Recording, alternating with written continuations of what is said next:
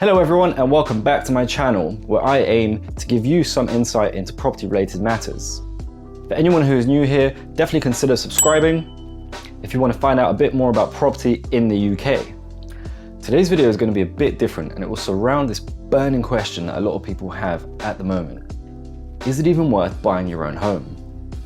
My aim here isn't to answer this question because I know that every person's circumstances, goals and aspirations are unique, and the answer is likely to differ from individual to individual. I want you to take a step back and think about this from a different perspective. There's something so inherent in UK culture that almost idealizes the idea of owning your own home. And that idea is so deeply rooted that it's often the source of a lot of frustration, anger, and divide. This is probably because owning a property is synonymous with words like success, wealth, and stability, which I imagine a lot of people aspire to. Will I ever be able to afford? Why are the prices so high? Will I have to live with my parents till I'm 35?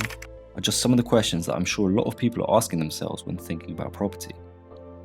Buying your own home has never been an easy task, but for millennials it's looking like an increasingly unattainable dream. To understand why, we must look at the history behind the average working wage, average property price, and the lending criteria.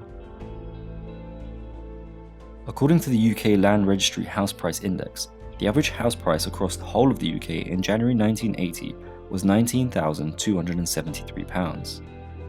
That figure, but 40 years later, stands at £232,358, which is a staggering 1,105% increase, or 12 times the original figure.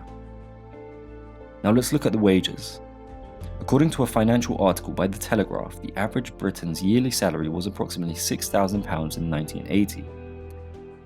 To keep up with the rising property prices over the last 40 years, the average yearly salary now would need to be around £72,000. But according to the Office of National Statistics, it sits at £511 per week, or £26,572 a year, as of February 2020.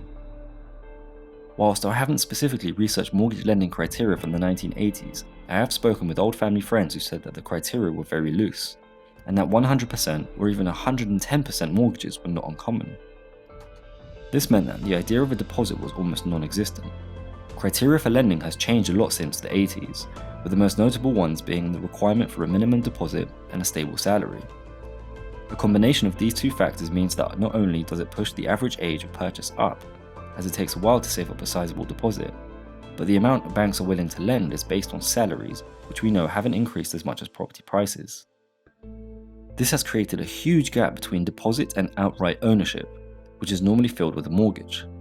Whilst the cost of borrowing money is currently at an all-time low, it entices people to take longer and longer mortgages, sometimes as high as 40 years, which results in a lifetime of debt and often the associated stress that comes with it. Depending on how you look at it, this type of debt is not always a bad thing, as these payments are typically increasing the equity you have in your property. Another way to look at it is as if your home was a piggy bank, and each month you put away some money in there, but you can't take it out until you sell it. As you spend your life chipping away at your mortgage, something is also happening in the background, and something that we do not have much control over. The economic factors of a country often determine the price of a property, and they can rise in prosperous times as well as fall rapidly during a recession. Overall, the trend has always been upwards, and owning a property has always been a great wealth building tool. But it can be argued that this trend is slowing down and may never rise as much as it once did. Owning a home is not only a huge commitment, but a stressful responsibility. There are costs, repairs, maintenance, and neighbourly relations to think about, not to mention the complete lack of freedom to move. Unlike renting a property, where you can be tied to a small term of 6 months or a year, once you own a property it's very difficult to just pack up and move, and it's almost impossible to put a monetary value on that kind of freedom. A lot of people like the idea of travelling, working abroad, experiencing living in different cities, and these things are becoming more affordable or easier to do because of globalization.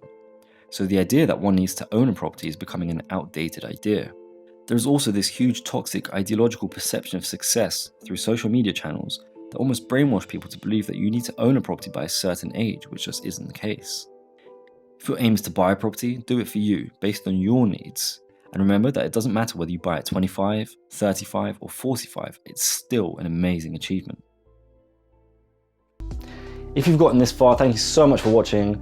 As I mentioned, this wasn't a typical explanation/informational video, but a slightly more philosophical one designed to make you rethink the idea of what it means to kind of own a property.